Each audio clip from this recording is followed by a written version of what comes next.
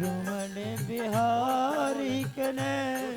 हाँ, वृद्धावस्था में भी तुम आ गए हो, ये सब व्यंग बोल रहे हैं। आ गए हो, तुम्हें तो दवा की जरूरत है, हैं? तुम्हें तो इलाज की जरूरत है। लगता है डंडे से तुम्हारी चिकित्सा करनी पड़ेगी। राजा रहुगण ने इस प्रकार से कहा।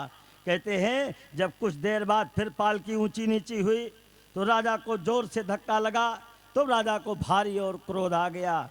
राजा और अटपट करने लगे, डांटते हुए, तू मेरा निरादर करता है, तू तो जीता ही मुर्दा जान पड़ता है।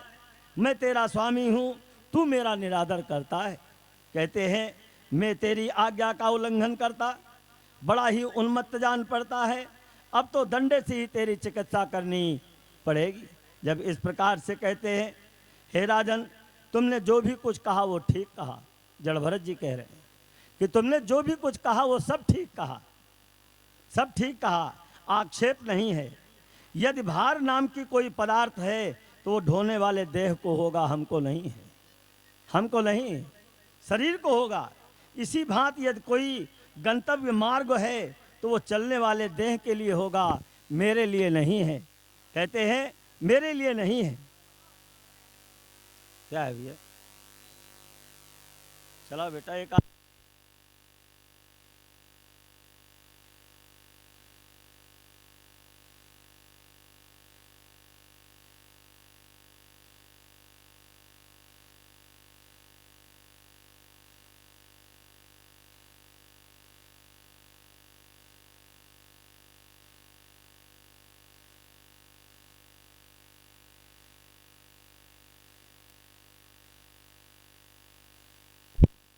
एक आदमी वहीं बैठा दो, तुम यहाँ मत बैठाओ, वहीं बैठाओ। कहते हैं ध्यान से सुनना, ठीक है, आक्षेप नहीं। देव को होगा इसी भांति यदि कोई गंतव्य मार्ग है तो वो चलने वाले देह को होगा, हमको नहीं है।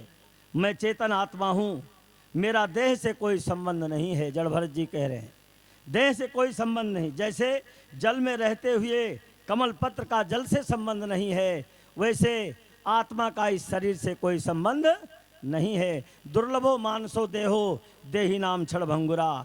ये पंच भौतिक शरीर तो यहीं छूट जाएगी, लेकिन आत्मा जो है इसमें से निकल करके परमात्मा के पास पहुंच जाएगी।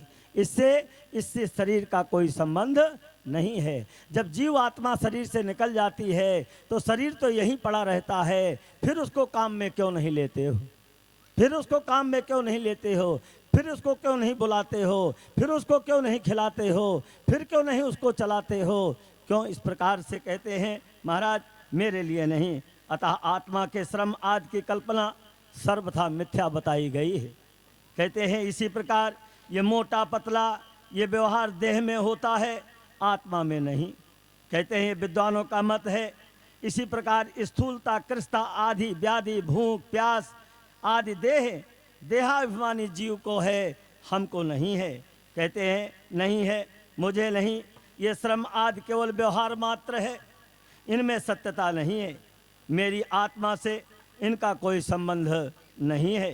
कहते हैं उत्पन्न और नष्ट होने वाला यदि संपूर्ण जगत ही जीवन मृतक कहा गया है तो आत्मा के प्रति ऐसी कल्पना करना भी संभव नहीं है। क्या तू आटे से गेहूं बना सकता है? कह रहे हैं क्या आटे से तू गेहूं बना सकता है? गेहूं से तो सभी आटा बना देते हैं, लेकिन तू आटे से अगर गेहूं बना ले तो मैं समझ जाऊं कि तू कुछ करने में समर्थ होता है। राजा रहुगण ने जब इतना कहा कि आटे से गेहूं बना सकता है, क्या तू चला है बात करने के लिए, चला है ज्ञान देने के लिए? क्या इससे पहले तू राजा था? क्या तू मरने के बाद फिर दोबारा राजा बनेगा? क्या तू किस योनि में था? तुझे कुछ पता है क्या? चला है तू ज्ञान देने के लिए। ताड़ से राजा रहुगण गिर गए। आकर के पालकी से कूद करके नीचे आए तो जनेऊ पहने हुए देखा, ब्राह्मण मालूम पड़े। ये तो साक्षात ब्राह्मण हैं। कहते हैं इंद्र के वज्र से बचा जा सकता है, इंद्र के वज्र से बचा जा सकता है, शंकर के त्रिशूल से भी बचा जा सकता है, ब्रह्मा के कमंडल से भी बचा जा सकता है, विष्णु के चक्र से भी बचा जा सकता है, लेकिन ब्राह्मण के कोप से नहीं बचा जा सकता। बोलो वृंदावन बिहारी लाल की जय। इसलिए आप मुझे क्षमा करें, बार बार उनके चरणों में राजा रहुगण गिर करके अपने अपराध की क्षमा मांग रहे हैं कि हमने बहुत बड़ी गलती किया है। इस प्रकार से राजा रहुगण को समझा करके भरत जी बद्रिका आश्रम की तरफ चले जाते हैं। कुछ समय बद्रिका आश्रम में रह करके भरत जी ने इस नश्वर शरीर को छोड़ दिया और परमात्मा के धाम को चले गए। बोलो जड़ भरत महाराज की जय हो। जो इस चरित्र को सुनता है, सुनाता है, वो सांसारिक मोह माया ममता से सदा के लिए छूट जाता है, छूट जाता है। कहते हैं इसी प्रकार से संसार में जीव न किसी का कोई बाप है, न कोई किसी का बेटा है। जब तक ये शरीर का संबंध संसार में है तब तक बाप बेटे का संबंध है, परिवार का संबंध है, नहीं तो कोई किसी का संबंध ही नहीं है। इस बात को बताते हैं। देखिए एक पंडित जी हाथ दिखाए, उस हाथ दिखाने में उन्होंने पूछा पंडित जी को कि भाई हाथ तुम दिखा तो रहे हो, लेकिन क्या चाहते हो?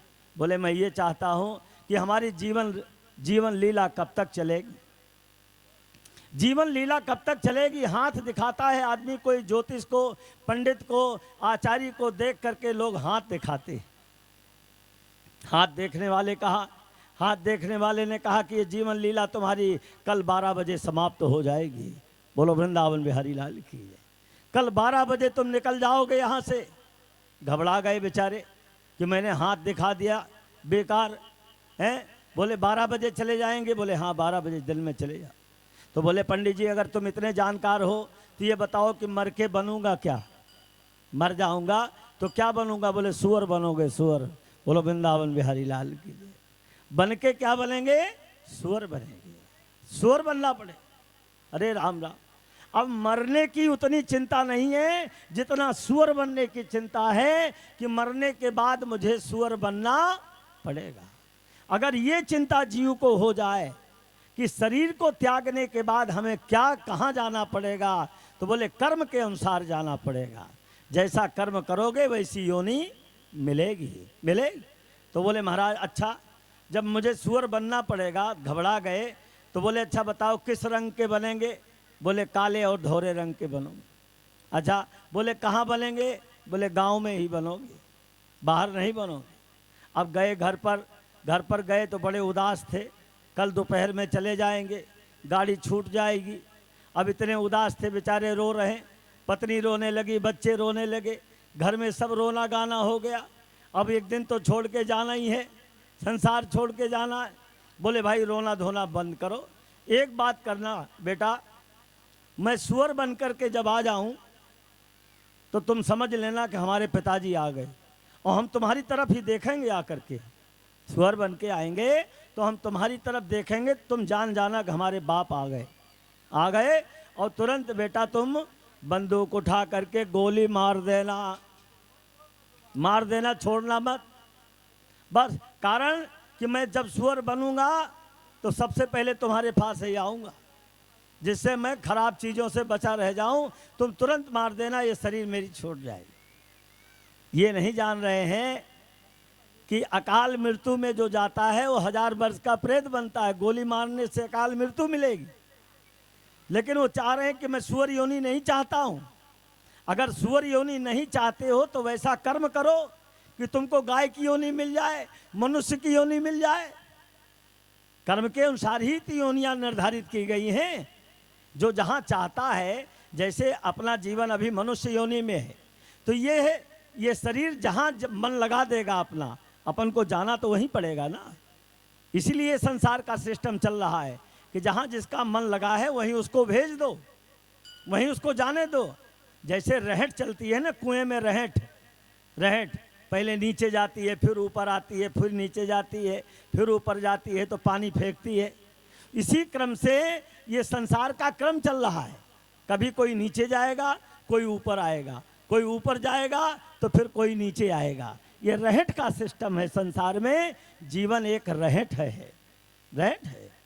कहते हैं इस प्रकार से जैसे वो बन करके आए, सज धज के आ गए बन करके, और सुअर बन करके आ गए भैया, सजना धजना क्या है। और सुअर बन के जब आए 6 महीना बाद मर गए, 12 बजे चले गए, सही टाइम पे गए, जब पंडित जी ने बताया था तो उसी समय चले गए और सुअर बन के आए भैया। और सुअर बन के आए तो माता ने कहा, अरे भैया बेटा देख तेरे बाप आएंगे, देख तेरे बाप तुरंत जैसे छत पे बैठा था लड़का, बंदूक उठाया और जैसे मारने के लिए चला, मारने के लिए चला, सिट डाउन हो जाओ सब लोग यहीं बैठ जाओ, मारने के लिए चला, तैसे जो है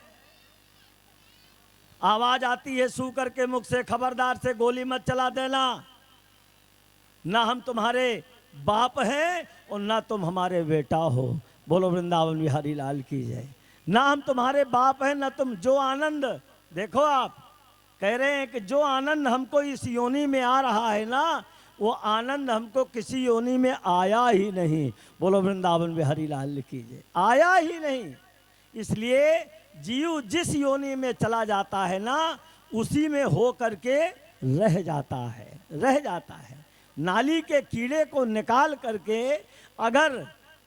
अगर जो है इत्र की शीशी में डालोगे तो मर जाएगा वो, उसको नाली ही चाहिए, नाली ही चाहिए। जिसको गंदगी पसंद है, जिसको शराब पी करके नाली में लोटना पसंद है, उसको चाहे तुम जितने गद्दे डालो हैं।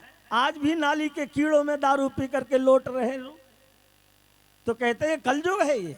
इसलिए न कोई किसी का माता है और न कोई किसी का पिता है। अगर संबंध है तो धर्म का, अर्थ का संबंध है, पैसे का संबंध किसी का कोई नहीं।